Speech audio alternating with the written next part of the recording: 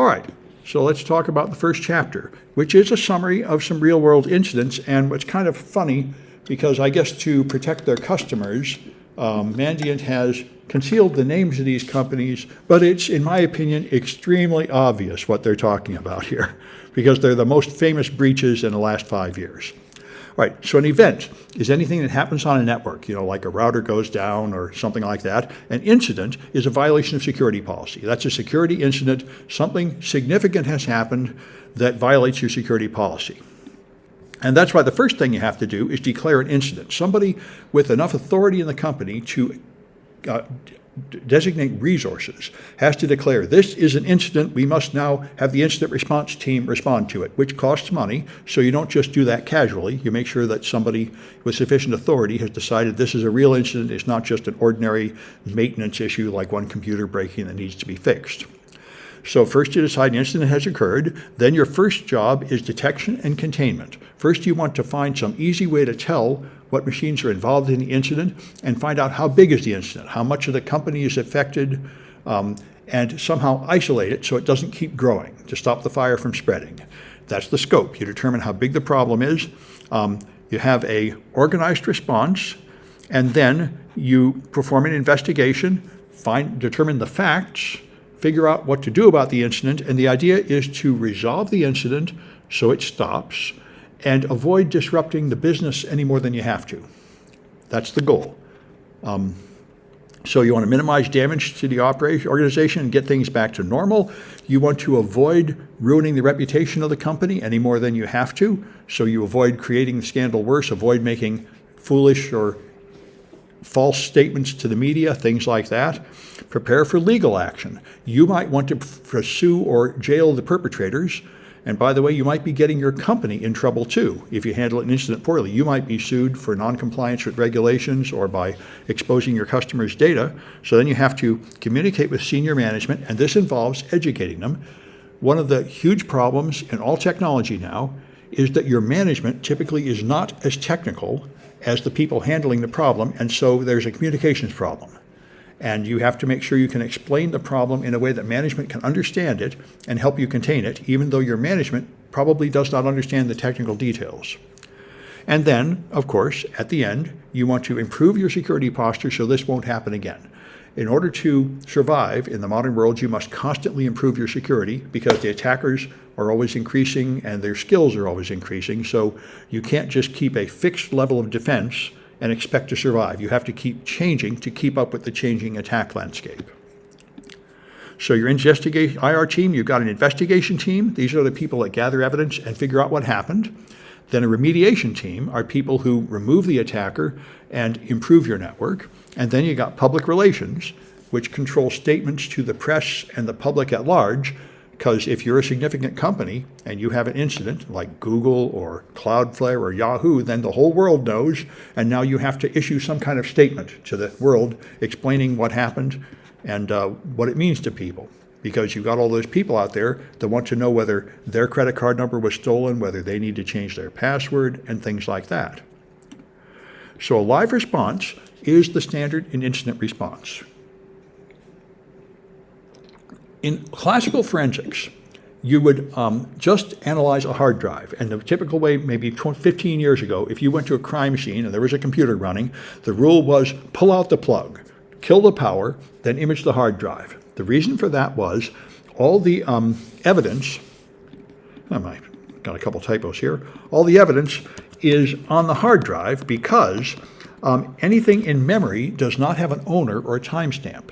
So if you were to find something illegal in memory, you don't really know who put it there or when it was there. But some things on the hard drive have a timestamp and an owner, so that's evidence to take to court. So when you were thinking about prosecuting computer crime from desktop machines, the only thing that was typically done was to analyze the hard drive. That was called the forensic image of the hard drive. But in incident response and in modern investigations, now that everybody has a different kind of machine, laptops, cell phones, and all that, you want a live response, which is a different thing. In the old days, a static image was considered a perfect thing. You could have a disk that was turned off, you could connect it through a write blocker, power it up, and image every bit off the disk without changing even one bit.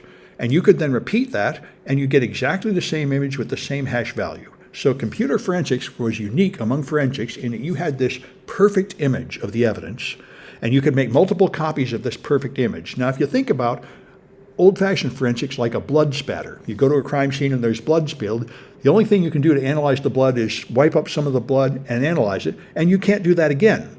That blood is gone now. You'd have to take a different scrape, so you can't repeat it. It's not perfect, and you modify the scene by collecting the evidence. And in live computer forensics, you accept the same limitation for computer forensics.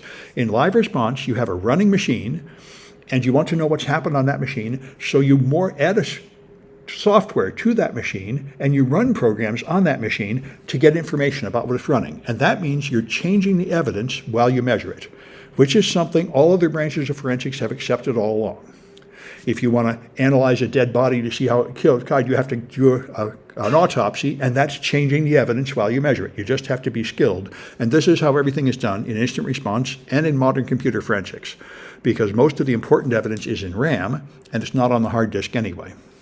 So you will have to be skillful enough to understand what things mean in memory, even when you don't have owners and timestamps, and you will have to be skillful enough to understand what changes you have caused during your investigation, and what information actually was there as evidence of the attacker's activities. All right, so here's the first case, for example. So in an initial compromise, you have a company with many servers, and they found a SQL injection vulnerability on a web server, which is, of course, very common. Something like 11% of all websites have SQL injection. It's a very common flaw, and it lets you execute commands on one server. So this was in the demilitarized zone belonging to a small business unit. This is often how it happens. Even if your company has a good security posture, which means they are careful and they do a good job, you keep buying other companies and merging with other companies and having business partners you work with, and often they are not as secure. So they purchased a company, and the company they bought was not very secure. So they gained command execution on the database server, and now they could run this with the SA account, the SQL Server Local Administrator account. They then used the XP command shell SQL Server procedure, which lets them have a normal command prompt on that server. Now they could execute commands on the server. They could download malware and run it on that server. This is how it always starts. You gain execution on one machine somehow, and then you install malware on that machine, and now you do lateral movement to try to find and take over more machines as you crawl through the network. That's what attackers do. So they escaped the DMZ. So here they came in. The attacker came in with SQL injection through the web server, and they were able to gain execution on the SQL server here, but this was in the demilitarized zone. This is a correctly designed network. You have machines here that are directly connected to the internet, like a web server. That means they're very likely to get hacked. So you don't put them on the same network as machines that contain important internal data. You put a firewall on this side to protect them from the internet, and you put another firewall on this side to protect the rest of your network from this machine, which is likely to get hacked. So the attacker had a foothold on the network. They had some control, but they couldn't really get to very much here. So now they're going to try, and they were able to find a misconfiguration in this firewall, so they were able to execute SQL commands on an internal database from this SQL server. Now this is getting more and more dangerous. Now they're getting into your internal environment, which is typically where you put your really important stuff. You don't put it in the DMZ because you know that's relative. This should all be public information because it's at high risk of getting hacked. All right, then the attack spent weeks performing reconnaissance. This is a very common issue if you take red team classes like our 123 here in CPTC, you'll learn this. Most people spend a long time analyzing the network, gaining information rather than jumping around on machines. So they spent time analyzing the network to try to find out what they've got here, and then they implanted a backdoor. They managed to get a password hash for the local administrator account on this internal database. Now, this is a problem. Most people use imaged hard drives to deploy their machines. And nowadays, you should use products like Swarm, which make every image different. But this is an old hack from several years ago. And at this time, people would typically use Ghost. And that means you would have a Ghost image, and all the machines would have the same image. So they all had the same local administrator password. So if you crack one, you've got passwords on others. So they cracked the password on this one, an internal database. Now they have local admin on most systems because it's the same on most systems. All All right, and so here is for one of the ways to organize this. This is the Lockheed Martin kill chain. There are a couple of main ways this is done. This is an older attempt to explain how attackers work. They start with reconnaissance, then they weaponize, create an exploit to get in there, then they deliver the exploit somehow, then they perform the exploit. So now they have some code that executes on the victim's machine. Then they install malware like a rootkit, so they have persistent activity. Then they connect to a command and control server outside so they can pipe in commands. And then they perform actions like turn off systems, steal data, destroy things, whatever their goal is. This is the old Lockheed Martin kill chain. This is not the most modern way to do it. The modern way to do it is MITRE ATT&CK, and this is what we'll spend in the second part of the course. We'll spend quite a while wandering through here. In the MITRE ATT&CK, you have something like 14 stages here instead. I think it might be better just to open that in a web page. Let me open up MITRE ATT&CK here.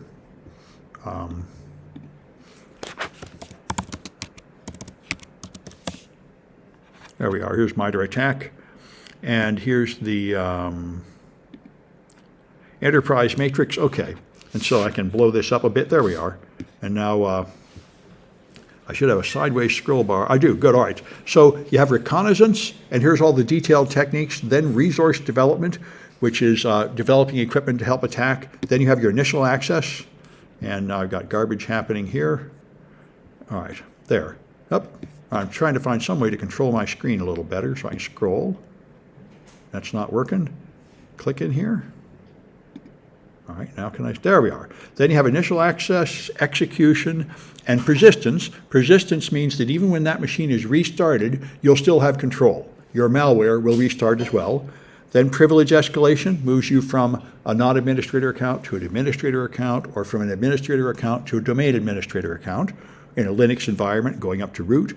Then evading defenses, stealing credentials. And let's see if I can somehow get this thing to move again. All right. Then discovery is where you hunt around and find data to steal, like usernames and passwords, credit card numbers, something like that. Lateral movement is where you move from one machine to another to take over more and more machines and make a path of control. Command and control, I talked about. This is connecting to some kind of external system so you can issue commands to the machines under your control in the network. Then exfiltration. When you steal data, you have to somehow get it out of the network, and typically that is difficult because a proper network is segmented into sections and it has firewalls and routing rules that limit the way traffic flows, and you can't just go directly from a high-privileged internal machine straight to the internet. You have to go hop, hop, hop back out, and then your impact. And not everybody does all of these steps, which I think there's 14 of, but these are the categorizations of steps that attackers typically use, advanced persistent threat attackers use on your network. And that's how you organize your thinking and how you organize your defenses. You use command and control just to hide the identity attacker? Well, no, the command and control center is just how you perform activities, like you decide to do something, like you want to deploy some malware on the server. But it does typically... You already inside the network. Well, you have control of a machine inside the network, but you have to pass commands in somewhere. And you typically do use a command and control server to, which is a compromised server, to hide your identity. That's one reason, yeah. And also because, if you do red teaming, you have to phone home to a web resource, and that resource is now going to become known as a malicious server, doing bad things. So you don't just use your native machine. You use some cloud machine you can throw away, or some machine you've hacked. That's your command and control server. Yeah, so you're right. It's there. It's a proxy, and it's there both to conceal your identity and to make it possible to control the machine. Because for example, if you're attacking from a nation, like you're Chinese attacking Google, they might be filtering traffic to China anyway. So you wouldn't want your command and control server to be in China. You want to put your command and control server somewhere they will trust, like in America. Then they won't consider the traffic to the CNC server as suspicious. Good? Anyway, so then what they did was they took over the domain controller. Domain controller is the heart of a Windows network. This is where all the credentials are stored and where all the file shares are controlled. And they put keyloggers on the domain controller, so they were now able to get administrator accounts from people logging into the domain controller, including hashes. So now they have domain administrator credentials, and they've spent months analyzing the network to find out how it works. So by mid-February, they had 20 backdoors, 3 different types of malware on the machine a custom malware creation kit with custom binaries that will not be recognized by antivirus. And so now you're really in trouble. These people have really taken over your network, and you're not going to get rid of them easily. All right, so they had full control of the victim system. They could upload files and download them. They had encrypted command and control traffic and persistence through DIL search order hijacking, which is a technique we talk about a lot in the malware analysis technique. This is the main way you install malware on Windows machines. Windows machines have dynamic link libraries, so when you run an executable, it dynamically links extra code. It looks for libraries, and it's very easy to trick a Windows machine into loading the wrong library. So it loads a malicious library instead of the safe system library. That's the number one way you do attain execution for malware. So then they had a proxy malware. This is malware that just listens on a network port and forwards it to another network port. And this is what you typically have to do to exfiltrate your data. You need to make a path to hop back out through the network to get out. And then they had a DNS backdoor that tunneled traffic through DNS requests. This is also very common. To hide your malicious traffic, you make it imitate DNS traffic or HTTP traffic. Oh, by the way, let me take a look at the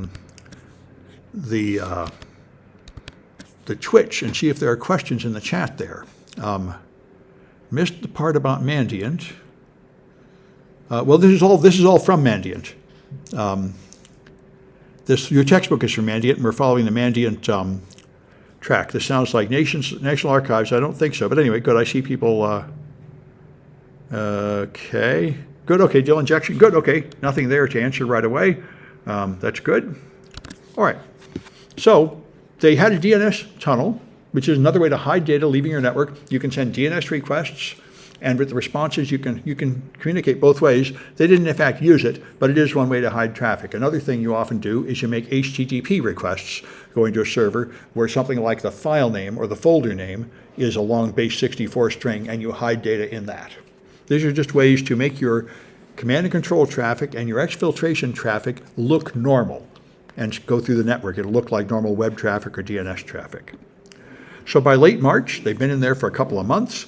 Now they've stolen a lot of data, usernames and passwords. They know everything about the network. They know where the financial data is on the network. And so now they decided to steal financial data. They make an FTP connection to an attacker-controlled server, and now they steal financial data, I think credit card numbers, zip it up in various forms of zip files, and start sneaking it out the network. So there is a jump server here in the internal environment. Even when you're in the internal environment we talked about before, you're still not in the financial department, which is certainly true at the escrow agency I used to work at. I worked at a bank of sorts, and you have layers of defenses, and the finance is the crown jewel. You have to make several hops to get in there. So they were able to find a jump server that was able to get into the restricted financial environment. And so they went in here to steal their credit card numbers. The credit card data, before the now chip and pin technique that we're using now, had these magnetic stripes with two tracks, track 1 and track 2. And they gained access to the jump server with stolen administrator password because this company did not have two-factor authentication, which is a best practice for any high-privileged machine and almost everywhere now. And so now they put tools on the jump server, tools to analyze the network, and they began collecting data from the restricted financial environment, and they took password hashes from the jump server. And so they spent the next 2 months finding systems that handled credit cards and stole the documents that described the infrastructure, and then they found their naming convention, ProcFin01, ProcFin02, and so on. They found the many machines that handled financial information. And it seems to me like this is definitely the target hack. This seems very much like the target hack. And if it is, they actually went to payment terminals and stole the credit card numbers from the payment terminals, which I think is what they're describing here. These are cash registers, that sort of thing, that are handling the data here. So they managed to break through the network to the cash registers, like here. So they took over through the internet, they have a C2 server. This is to hide their own identity, like say like a proxy. The C2 server connects to internal environment and controls it, controls this jump server, and now they found the restricted financial environment with these machines processing credit card numbers. So they put PS Suite sysinternals, which is a Microsoft tool, on one of the terminals, and then they could execute known commands to run remote processes, like PS list. This will list the running processes. They dump the RAM from the processes. And then they created a RAR archive and dumped it out. So they were listing all the RAM on the machine just the way we would. When investigating a machine, you would take a RAM image and then see what the running processes are, and then look at the RAM of those processes to see what they've been doing. This is what the bad guys did. They wanted to understand how the payment terminals worked. So they took an image of some payment terminals on one payment terminal, and they analyzed it, and they spent 2 days writing special malware, because that's a big image, several gigabytes probably of RAM or something like that. You don't want all that, you just want the credit card numbers. So they analyzed one machine to find out where the credit card numbers were, and then they wrote special malware that would just harvest the credit card numbers and nothing else. So it would search the RAM for track-2 data every 15 seconds, hash it, encrypt it, and save it to a local file. So they now have a nice small packet of the valuable data they're stealing. And then they exfiltrate it, and they stole millions of credit card records from all 90 financial systems. They were in the network for months without ever being caught, and they set up a good system to automatically leak the most valuable data out without getting caught. This is the advanced persistent threat. This is what people do. They get on your network, they don't smash anything, they don't do anything obvious, they establish persistent malware on your network, and they do something you will never notice, hopefully, so they can continue to steal your stuff for months or years. So after 10 months of exploitation, someone finally noticed that the mail server was communicating with someone in a foreign country over port 80, which it shouldn't be doing. Which, by the way, is very much how the hack against Google, when China hacked Google in 2010, that's how they were caught. They saw their data leaving to a Chinese server that was not part of Google.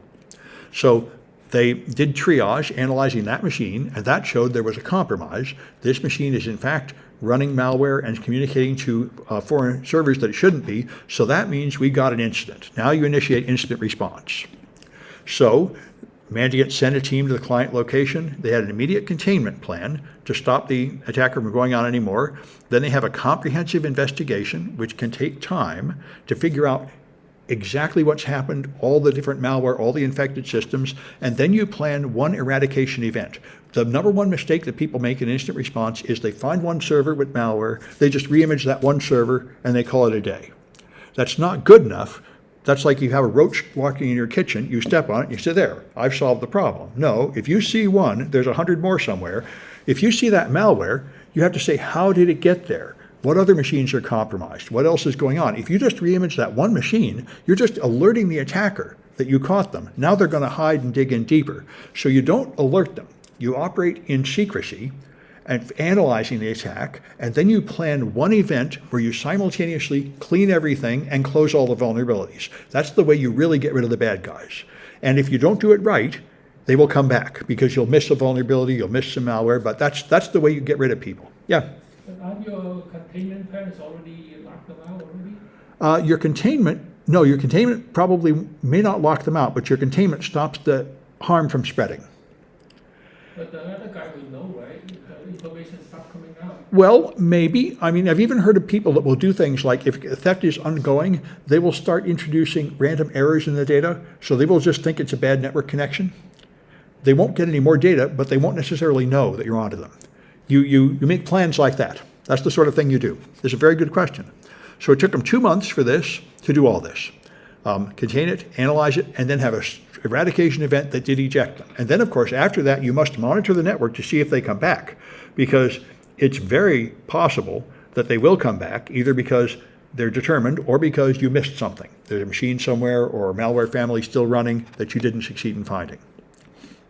So your investigation team will search for indicators of compromise. What you do is you analyze one machine, you find a problem, then you define indicators of compromise, like the presence of a file, a network connection, a item in memory, something like that, that you can then easily search for. And you can easily do all this with Velociraptor. You can search every machine for certain files, certain registry keys, things like that. Those are your indicators of compromise. You analyze your systems and your network traffic, and then they analyzed all these machines trying to find it out. So you have to completely understand the incident. You have to understand all the ways they got in and all the things they did in order to clean it all up and kick them out. Yeah. What was the Windows PE and the Linux ELF? Yeah, Windows, well, those are the technical terms. Windows executable files are called portable executable. That's the name of it. So exe files and DILs and COM files are all portable executable. And the same in Linux, ELF is executable link format. That's the format for Linux executables. And if you take the malware analysis class, we open those up and look at them in detail, the PE files. Anyway, good, that's good. All right, and so the remediation team implemented a containment plan to stop the harm, and then they made a comprehensive approach and a sweeping eradication event that took 2 days, and then they work around, and of course they try to do all this to avoid harming the company, letting the company continue to perform business as much as possible while this happens. And let me just check the Twitch to see if there are questions. DIL injection. Yeah, good, DNS. What would be the difference between FTP server and C2 server? Yeah, in this case, I think the FTP server was just a backup way to exfiltrate data. It was not issuing commands. You could, in principle, use an FTP server for C2, but it's not commonly done because FTP is not that common a protocol anymore, and you're likely to get caught. They actually named it cardharvest.exe. Well, I'm not sure about that. They probably changed the name. How is it persistent on the POS systems? I think they did make it persistent on the POS systems, and I'm not sure exactly what technique they had because the POS systems do not have any hard disk. It's a good question, and I don't know. I guess still, why create the FTP server? Yeah, the FTP server was just a backup system, which wasn't used. That, by the way, is something people do, and you need to learn this to do this yourself too. When you take over a system, you make multiple connection points. So if one is blocked, the others will not be blocked. I made this mistake years ago when I tried to update one of my servers to certificate authentication. I tried to make you always make a backdoor connection in case you lose one. And the network failed and I lost one and I had to rebuild the whole server. So that's common. You don't have just one way to control it. You have backup ways so that if that one fails, you have another. All right.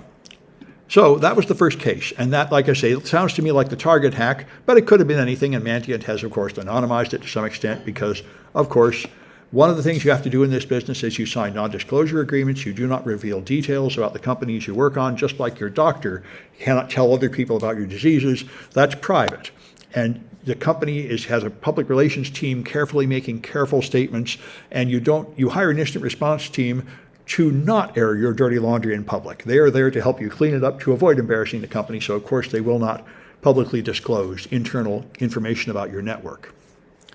All right, so this one here was a certificate of authenticity.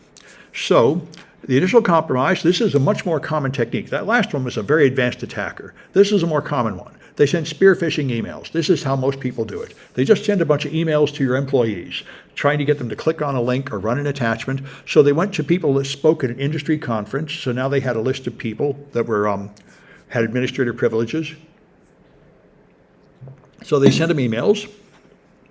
All right, somebody opened the attachment with Adobe Acrobat. This installed a rat on the machine, a remote access Trojan, which lets you control the machine remotely. And now they have control of this one person's laptop, their workstation. Now, 2 days later, they perform reconnaissance. This is an engineer, and they have VPN software. So they cracked a local password hash and used Mimikatz, which can steal passwords from RAM.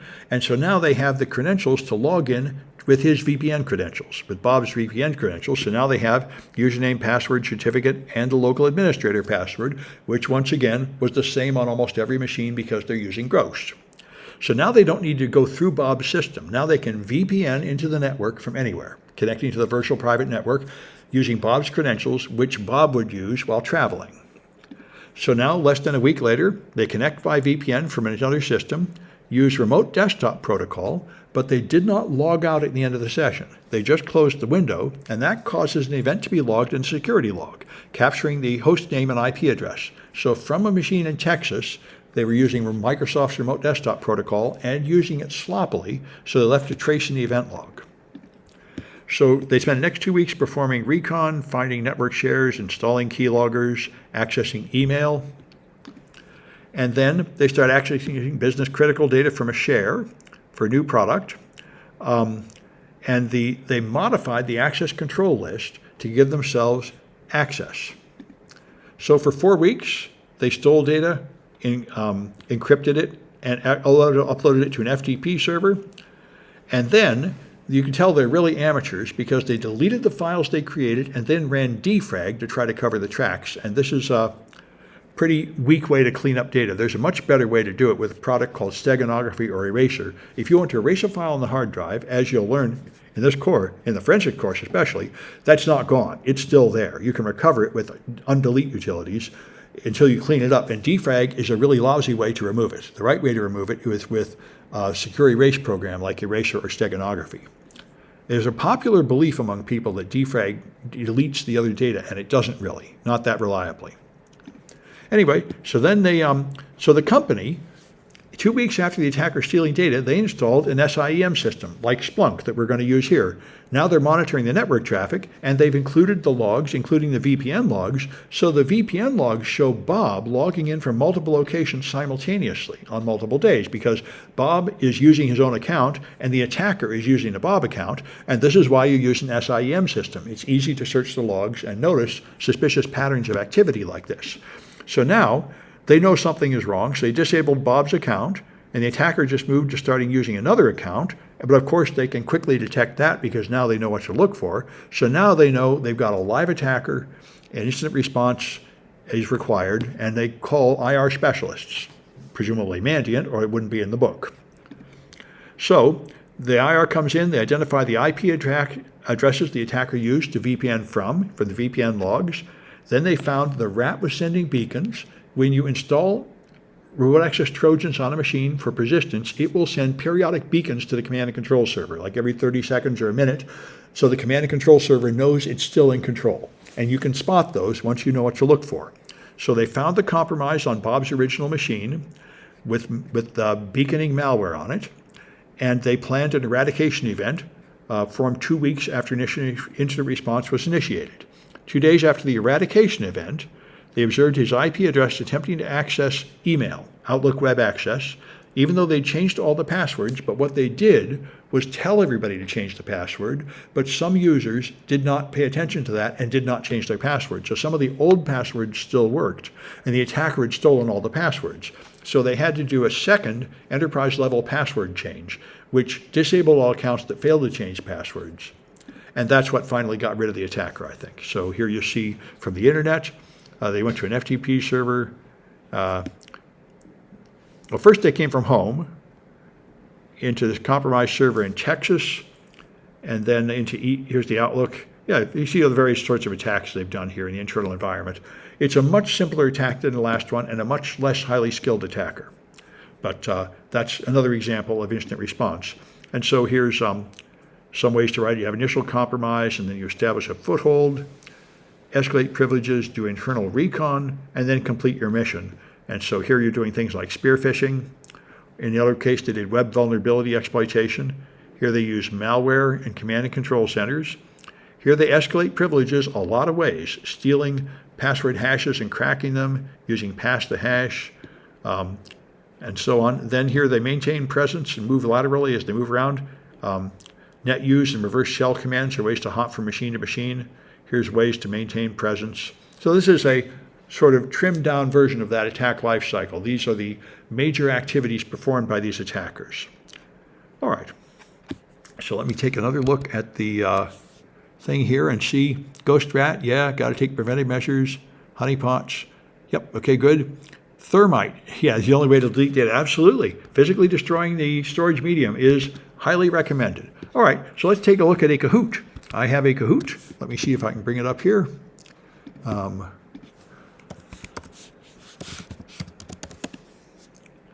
right. Good, this should get me in.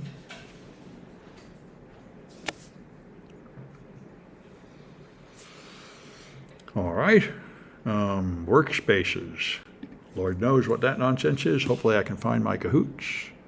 Library. Oh, good. Favorites. Ah, life is good. Okay, so if you have a phone or a computer or something, you can play this. This is extra credit. You don't have to do it, but most students like to do it. I hope they don't limit me to 10 players, really. That would be rude. They've been threatening to. We'll see. If they do, I'm going to have to pay.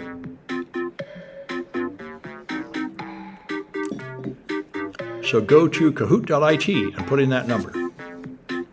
Each time if you're in the top 3 at the Kahoots, you win extra credit. And I usually do these during any of the lectures, as much as possible. Well, see, if they limit you to 10, that's going to foul up my class. I'll have to actually pay these guys something. They've been saying for years they would limit me to 10, or old accounts like me, they haven't really limited me to 10 in the past.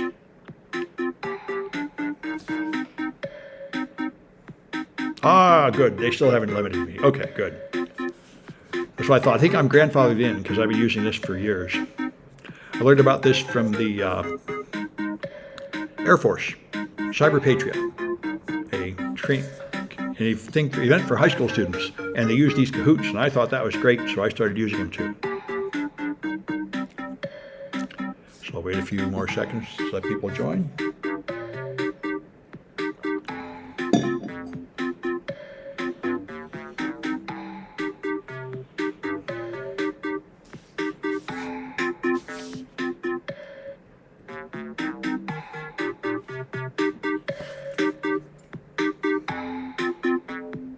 All right, it looks like maybe 15 is all I got. Are you in?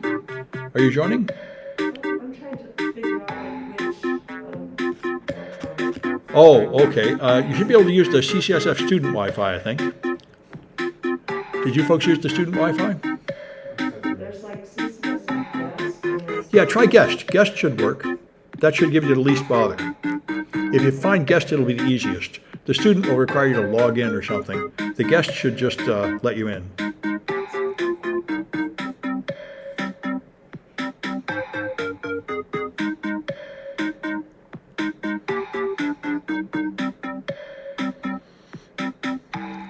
Did it work? All right. All right, then you go to kahoot.it. Oh, you've only got 1 dot for the guest? Oh, but you don't need that. All you need is the Wi-Fi. Yeah, just open a browser and go to kahoot.it.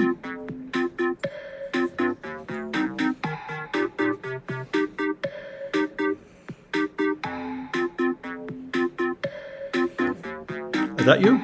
Good, okay. All right, then let's try it and see. So what happens is you'll see questions appear and you have to answer, and you're rated both by accuracy and speed. So,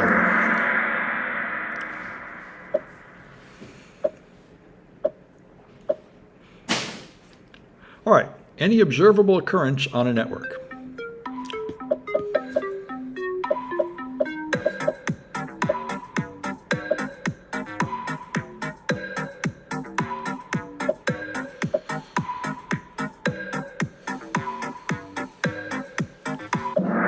Now, are the questions appearing on your device? They should be. Good, okay, because otherwise it's not fair to the people really remotely because Twitch has a time delay. Okay, good. Then we'll carry on. So that's an event, anything that happens on a network. All right. All right, a violation of policy.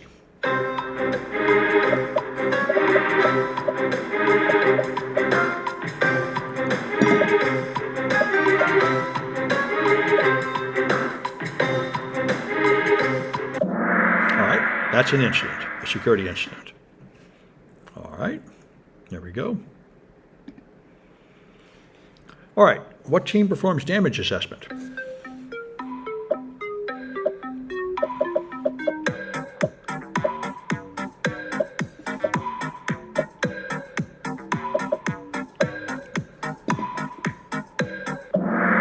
That's investigation. First, that's trying to decide what's going on, how bad it is. All right. And who removes the attacker?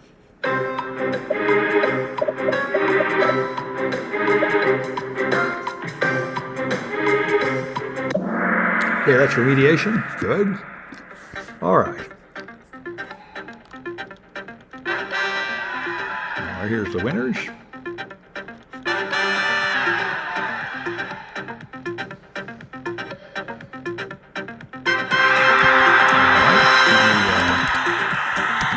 Record of this.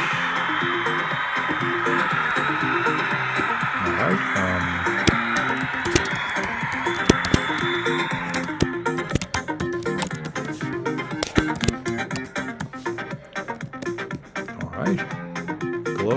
Command G. All right, I think I know who those people are from before. All right, so let me stop this recording.